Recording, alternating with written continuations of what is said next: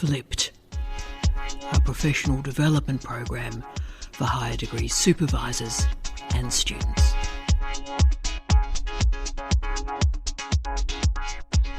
Hello, I'm Tara Brabazon and welcome to this flipped professional development session on the selection of higher degree examiners. This session raises 10 nuggety issues for your reflection to explore in terms of your experience, your expertise, wherever you are in your career. We're going to really provoke you in terms of your beliefs about higher education and how you value and consider governance, regulation and quality assurance. Because, and I'll start with a provocation, why not get your mates to examine your PhD student?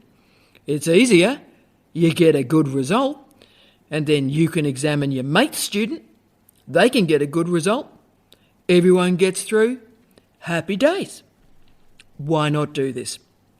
Well, one of the strangest things that's ever been said to me, and it was said actually about a week after I arrived at my last university, was a particular colleague could not abide, and used the word abide, could not abide by our policies for examiner selection because, quote, there are only 3 experts in my field. I am one of them, and I am friends with the other 2. End of quote. Can I say, and I won't name the field, but it is large. It is agile, it's a very popular research field, and in this field in 2023, and can I say I'm recording this session in October 2023, there are 28,988 refereed articles published in this field so far this year. Now, I know it'll come as a surprise to you, but those 28,988 articles were not written by 3 people. So if you're not getting your mate to examine your student, what variables are in place for you when you are making your judgments about examination?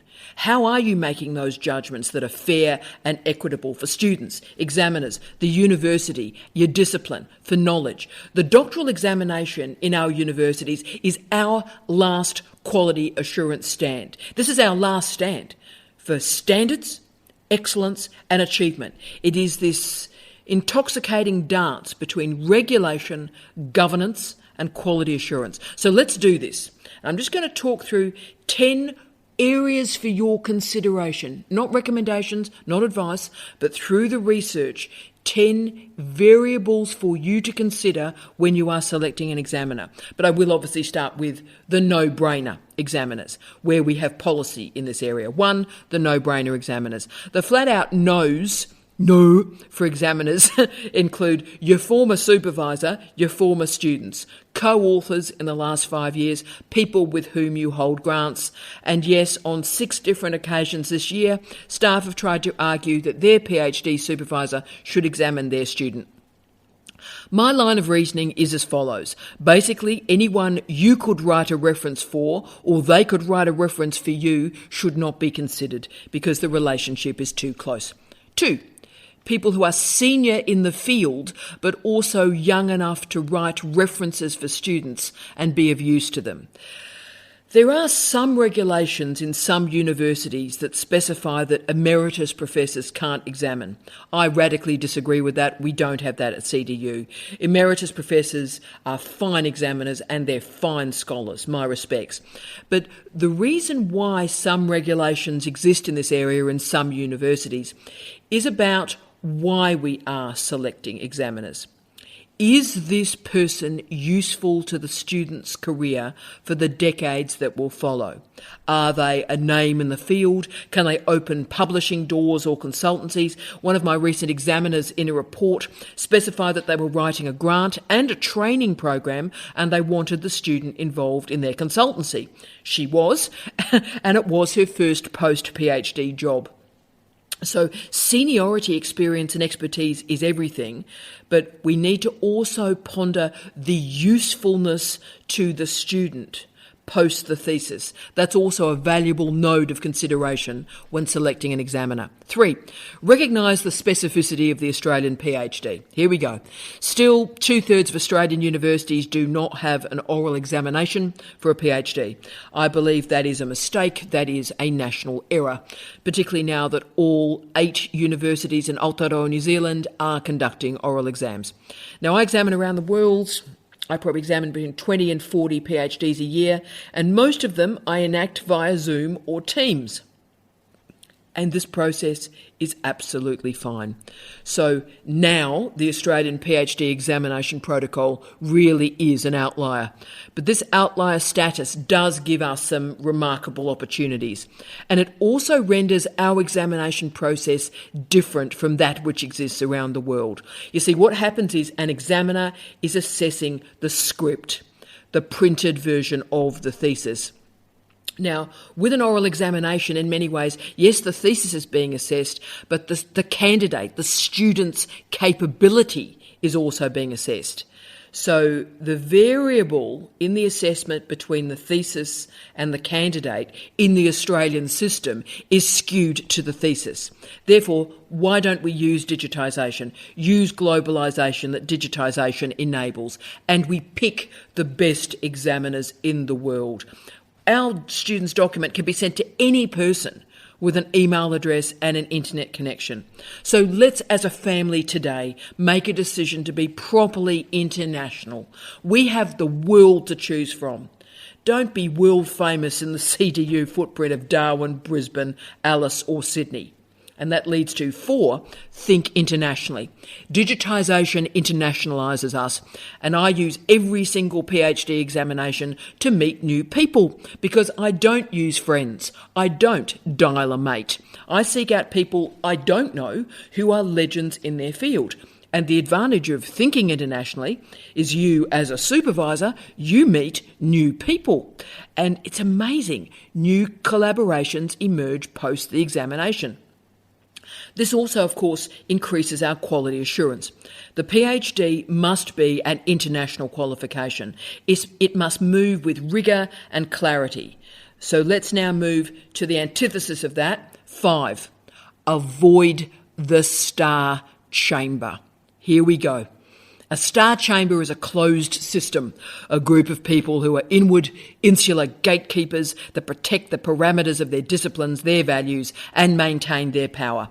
In doctoral examination, this involves a group of 5 or 10 academics in a field, and they send theses out only to that group.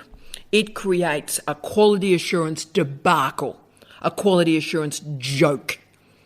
And it often leads to the decline in the field. Let me give you an example. The sociology of sport is the archetype of this. A few blokes ran that field in the 1980s, 1990s and patrolled its boundaries. And that field then declined through a lack of innovation. And physical cultural studies emerged in its place, which is open, international, younger, and with a strong quality assurance protocol. So, look, you may get your students through with the star chamber, but you will destroy your discipline in the process. 6, the challenge of interdisciplinary, transdisciplinary and postdisciplinary theses. Yes, this is an absolute nightmare. And it's a nightmare that I experience personally and professionally with almost all of my students. Almost all of my students are interdisciplinary at the least, with a large group of my students radical, stroppy, edgy, postdisciplinary scholars attacking the very constitution of knowledge. And this is pretty challenging when you're trying to find examiners, and there's a challenge of coverage between 2 examiners. That's why some universities still maintain 3 examiners. And what do we do? How do we approach examiners when the coverage of the material is complex? What I do is I'm overt in my approach to the examiner via email. I state overtly, this is an interdisciplinary thesis that is probing these areas, and I list them. And I then state, your expertise as an examiner is so valuable in this area, but I want to offer you quality assurance that our other examiner has expertise in these fields. So I'm upfront, don't name the other examiner, but I state it's an interdisciplinary field and all examiners are covering this field. And so therefore coverage is challenging, but it can be presented with clarity to examiners. And of course with post-disciplinary theses that are offering a radical re-theorisation of a field, often with attacks on particular empirical methods, it is challenging to find examiners with an affinity for an approach. So we have to aim for coverage and know that no examiner can manage all the content. 7, expertise in the specialist doctorate, the PPP, artefact and exegesis, or Prof Doc, professional doctorate. My previous point talked about content, about knowledge, but I also want to talk about expertise in form. For specialist doctorates, so the PPP, the PhD by prior publication, the artefact and exegesis thesis, but also one of the professional doctoral theses in the suite, finding an examiner who understands the specific form or specific type of submission and the multimodality of the presentation is absolutely crucial. For example, the scope and scale of a Prof Doc dissertation is different to a PhD. And without an awareness of these distinctions, it doesn't end well for the student. Similarly for the PPP, grasping the nature of the contextual statement and how the arc of research is created is really important. As to the artefact and exegesis thesis, these theses have the highest failure rates and the highest split decisions because inexperienced examiners do not know what they are assessing. So if you supervise in one of these areas, make sure the examiner has expertise in the mode, in the form. 8, who to avoid or to approach with caution. Now, I just wanted to pepper in 2 facts from the research in my list of 10 ideas for your consideration and discussion. And via the research, it is clear that the hardest examiners are early career researchers. The more senior the scholar, the better the result. ECRs assume that the best thesis ever written is their own, and therefore for really the first 5-10 years of their career, they compare all other theses to their data set of one and assume that their thesis is better than the one they are examining. So try and focus on people that examine a lot and know how to examine. And I examine between 20 and 40 theses every single year. And I do that so I'm able to maintain quality assurance. And also remember, I think that the Australian and the New Zealand examiners are the most difficult. I know that challenges people, but research longitudinal studies have shown that Australian and New Zealand examiners are the most difficult in terms of the grading that they grant. The reason for that, and I think there are 2 reasons, is firstly, the lack of an oral examination through much of our higher education history in Australia and Aotearoa New Zealand means that we as academics were not locked in a room with another colleague during an examination. We didn't gain that on-the-job training. See, what happens in an oral exam is you're in a locked room with a colleague and you must reach a consensual result, right? So you hear an alternative view. It's on-the-job training. You learn how to examine experientially. Now, Australian and New Zealand colleagues haven't had that experiential ideology. And that's intensified because Australian and New Zealand academics are frequently invisible in international higher education. So we are rarely considered as examiners.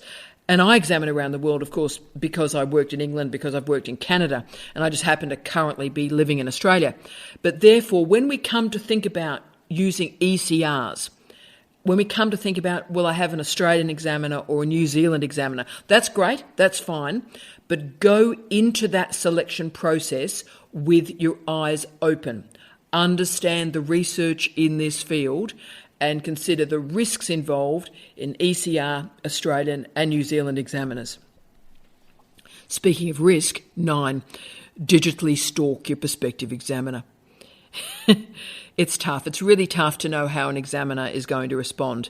They need to be in affinity with the thesis. They need to be in affinity with its approach and its methods.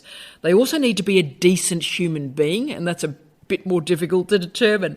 There are proxies, so check if they've supervised a lot, check if they've examined a lot, and if you've got one of those specialist modes of doctorate, then really look at, have they assessed a Prof Doc? Have they assessed an artefact exegetical component?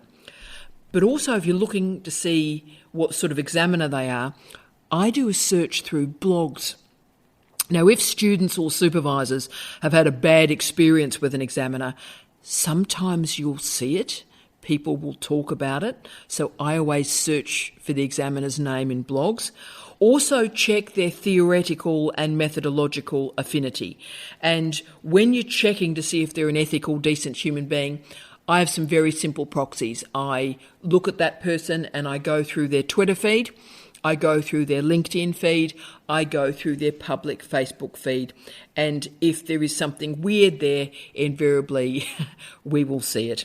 And 10, remember that examination is a burden and a duty. Examiners rarely learn to examine a PhD on the job, and there's really training for examiners. In fact, you've asked me to develop a training protocol to examine a PhD, and I'm very happy to do that. It'll follow this session. So we put in place proxies for a good examiner, and we try and verify those proxies through a quality assurance process. And that includes, research activity. Are they experienced supervisor? Are they internationally qualified? And experienced examiners are really the best. Yes, we need the disciplinary expertise, but interdisciplinarity is tougher to find. These are precious examiners because as examiners, they are fluid in mind. They're not wedded to a singular approach. And the post-disciplinary scholars are prepared to acknowledge and welcome radical shifts in disciplines, and they're even rarer. And the problem we have is examiners are paid very little. It's a burden. It's a huge responsibility to ask another person to do this. But it is the duty of an international scholar to uphold standards. This is not about trusting mates or dialing a mate. This is about trusting the integrity of a process. The PhD examination is a dark art, particularly as we move from the medieval university to a neoliberal university. The threats and the challenges to quality assurance may have changed, but they're still present. Gatekeepers patrol our disciplines, and they keep PhD research conservative and within the framework of acceptable research. But at its best, examination is great training for a student and a supervisor because we learn and we remember to value and validate the expert reader, the reader who is offering commentary on our work and we don't know them personally. PhD examination matters.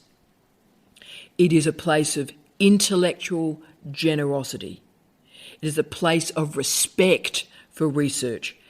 And it is the last stand for our standards in our universities. I look forward to working with you during our seminar and thank you for accompanying me through this sonic session.